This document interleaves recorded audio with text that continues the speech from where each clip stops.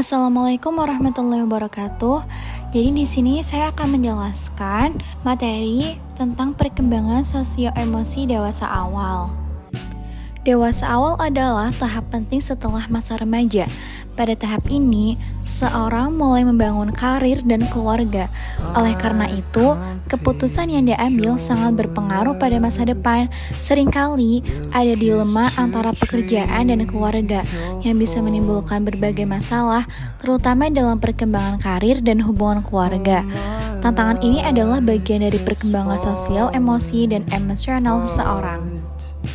Menurut teori Erikson, tahap dewasa awal yaitu mereka di dalam lingkungan umur 20-an ke 30-an. Pada tahap ini, manusia mulai menerima dan memikul tanggung jawab yang lebih berat. Pada tahap ini juga hubungan intim mulai berlaku dan berkembang. Jadi, menurut teori Erikson, dewasa awal itu di usia 20-an sampai 30-an. Nah, di usia segini, kita mulai ngerasa beban tanggung jawab kita tuh lebih gede, kayak soal pekerjaan, kehidupan pribadi, atau bahkan mulai mikirin masa depan yang lebih serius. Di tahap ini juga hubungan intim itu mulai tumbuh, misalnya mulai mikirin buat punya keluarga. Jadi, ini masa-masa penting buat nentuin arah hidup kita ke depan. Havik Hertz mengemukakan perkembangan sosio-emosional pada masa dewasa awal, di antaranya yaitu yang pertama, mencari dan menemukan calon pasangan hidup. Setelah melewati masa remaja, dewasa muda sudah matang secara fisik dan siap untuk menjalani kehidupan berumah tangga melalui pernikahan yang sah. Pernikahan ini biasanya didasarkan pada cinta, yang bisa berupa cinta romantis atau cinta penuh kebersamaan. Jadi, setelah melewati masa remaja, orang-orang di usia dewasa awal sekitar 20-an mulai lebih matang secara fisik, terutama dalam hal seksual. Nah, artinya mereka udah siap buat ngelakuin tugas reproduksi, kayak hubungan seksual sama pasangan yang sah. Tapi, yang pasti pernikahan itu harus didasari sama cinta yang romantis, yaitu cinta yang penuh gairah dan kedekatan emosional. Contohnya, setelah Kansa selesai SMA dan dia tuh udah masuk ke usia 20-an, Kansa tuh udah mulai ngerasa kalau dia itu udah dewasa. Dia juga ngerasa fisiknya mulai mateng dan dia udah mikirin hubungan yang lebih serius. Jadi, karena Kansa udah punya pacar dan dia juga udah merasa siap buat pernikahan dan hubungan dia ini harus didasari cinta yang romantis. Jangan cuma karena nafsu doang. Contoh hubungan yang romantis itu kayak hubungan yang penuh afeksi, saling peduli, dan bisa sama-sama bangun masa depan. Jadi, kalaupun Kansa udah mikirin soal hubungan intim, itu harus dalam konteks pernikahan yang sah, karena itu bentuk dari tanggung jawab dan komitmen, bukan sekedar nafsu doang. Lalu yang kedua ada membina kehidupan rumah tangga. Papalia, Oates, dan Feldman menyatakan bahwa golongan dewasa awal berkisar antara 21 hingga 40 tahun. Sebelum menikah, beberapa orang memilih untuk hidup mandiri terlebih dahulu dalam fase leaving home and becoming a single adult. Jadi mereka bakal ninggalin rumah orang tua, ngejalanin hidup sendiri, cari kerja, atau ngejar passion mereka. Nah, itu tuh fase dimana mereka ngerasain gimana rasanya mandiri, ngatur keuangan sendiri, dan mungkin mulai fokus ke diri mereka sendiri dulu sebelum serius sama komitmen kayak nikah. Intinya, ini kayak masa buat ngembangin diri dulu sebelum masuk ke fase baru dalam hidup. Contohnya, Tasya tuh baru aja lulus kuliah di usia 22 tahun. Dia ngerasa sebelum nikah atau serius sama siapa-siapa, dia pengen fokus ke diri dia dulu. Jadi, dia memutuskan buat ninggalin rumah orang tuanya dan nyewa kosan di kota lain buat kerja dan ngebangun karirnya. Di situ, Tasya mulai ngerasain gimana sih mandiri, dari nyari uang sendiri, ngatur pengeluaran bulanan, sampai ngerencanain masa depan. Tasya juga jadi punya waktu buat ngejar passionnya. Nah, selama fase ini, Tasya nggak mikirin dulu soal pacaran atau nikah. Dia lebih fokus ke apa yang dia pengen capai dalam hidup. Pas udah ngerasa lebih siap dan stabil, baru deh dia mikirin next step, kayak relationship. Ini contoh fase leaving home and becoming a single adult, yang bikin Tasya jadi lebih mandiri dan siap sama komitmen besar di masa depan. Lalu, yang ketiga ada meniti karir dalam rangka memantapkan kehidupan ekonomi rumah tangga. Salah satu tugas perkembangan seorang yang telah memasuki masa dewasa awal adalah memasuki dunia kerja dan karir. Mereka harus melakukan tahap-tahap penyesuaian pekerjaan, antara lain pilihan pekerjaan, stabilitas pilihan pekerjaan, dan penyesuaian diri dengan pekerjaan. Jadi, salah satu tugas yang harus dilalui orang yang udah masuk masa dewasa awal itu adalah mulai masuk ke dunia kerja dan karir. Nah, di sini mereka harus ngelakuin beberapa tahap buat nyesuaiin diri sama pekerjaan yang mereka pilih.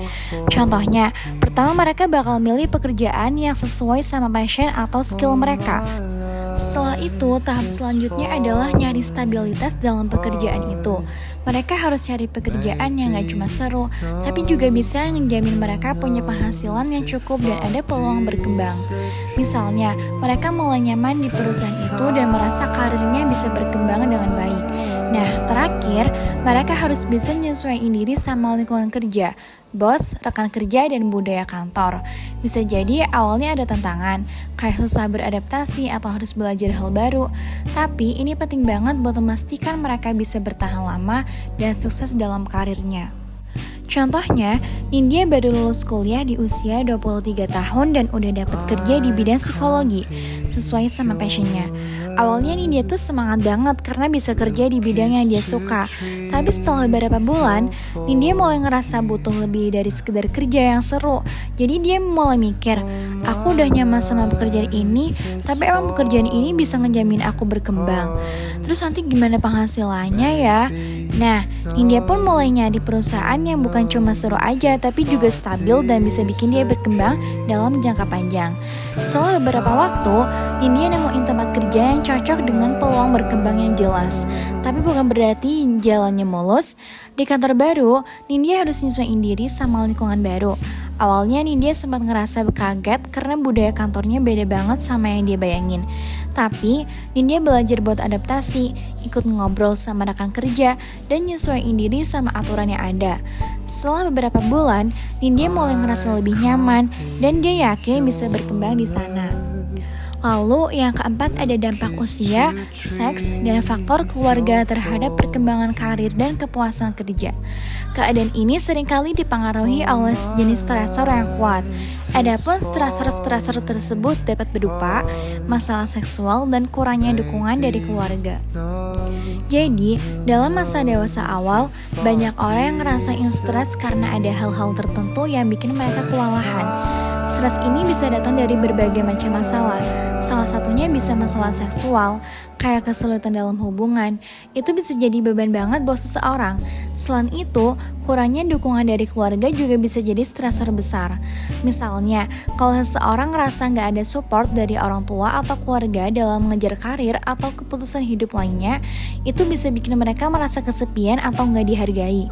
Keluarga itu kan biasanya tempat pertama kita nyari rasa aman. Jadi kalau nggak ada dukungan, perasaan tertekan bisa muncul. Jadi, intinya stres ini sering muncul karena ada masalah-masalah besar yang gak gampang diselesaikan. Dan hal-hal kayak masalah seksual atau kurangnya dukungan keluarga bisa jadi sumber utama stres yang ngebikin seorang ngerasa gak tenang. Contohnya, Novel tuh baru masuk usia 25 tahun. Nah, dia ini mulai ngerasain stres banget. Salah satu masalah yang bikin dia stres itu hubungan percintaannya yang lagi gak stabil. Dia sering debat sama pacarnya soal masalah seksual, kayak perasaan gak cocok atau kesulitan dalam komunikasi tentang kebutuhan mereka. Nah, itu bikin Novel ngerasa tertekan banget, karena dia bingung gimana cara nyelesainnya. Sementara hubungannya itu kan penting buat hidupnya Novel. Terus selain itu, Novel juga ngerasa gak ada dukungan dari keluarganya. Orang tuanya tuh gak paham sama keputusan Novel buat kerja di bidang yang dia suka. Padahal karirnya tuh belum stabil. Jadi, keluarganya Novel nih malah nyuruh dia buat ambil pekerjaan yang katanya orang tuanya tuh lebih aman meskipun dia gak suka. Jadi Novel nih ngerasa kesepian karena dia gak ngerasa didukung sama orang tuanya. Perasaan kayak gini tuh bikin dia ngerasa gak dihargai, dan itu jadi bebannya makin nambahin stresnya. Jadi intinya, Novel ngerasain dua stresor besar, yaitu masalah dalam hubungan pribadinya dan kurang dukungan dari keluarganya. Nah, kedua hal ini bikin dia ngerasa gak tenang dan kewalahan dalam menjalani hidup. Lalu yang terakhir, menjadi warga negara yang bertanggung jawab. Warga negara yang baik adalah dambaan bagi setiap orang yang ingin hidup tenang, damai, dan bahagia di tengah-tengah masyarakat. Warga negara yang baik adalah warga negara yang taat dan patuh pada tata aturan perundang-undangan yang berlaku. Jadi, warga negara yang baik itu kayak orang yang ngikutin aturan dan hukum yang ada di negara. Bayangin aja, kalau semua orang taat sama peraturan, hidup kita juga jadi lebih nyaman, damai, dan gak ribet. Misalnya, dengan bayar pajak tepat waktu, patuh sama lalu lintas, dan gak nyebarin hoax. Semua itu ngebantu negara berjalan dengan lancar dan bikin kehidupan di masyarakat jadi lebih tertib.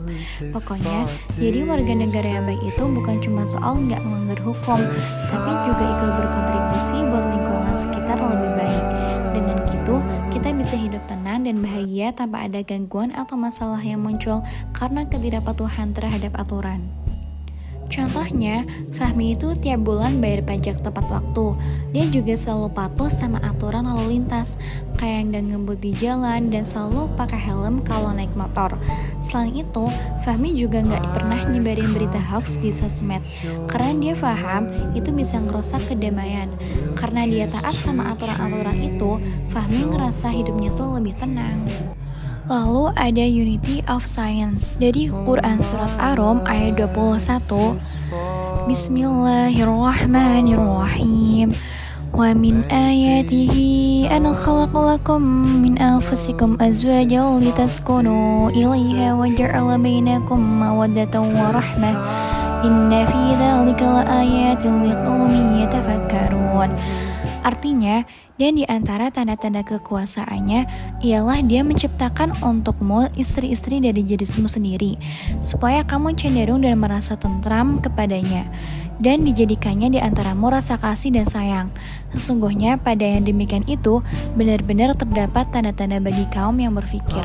Sekian penjelasan materi mengenai perkembangan sosial emosi dewasa awal dari saya, Naila Halidazi Almuti. Mohon maaf jika ada salah kata. Wassalamualaikum warahmatullahi wabarakatuh.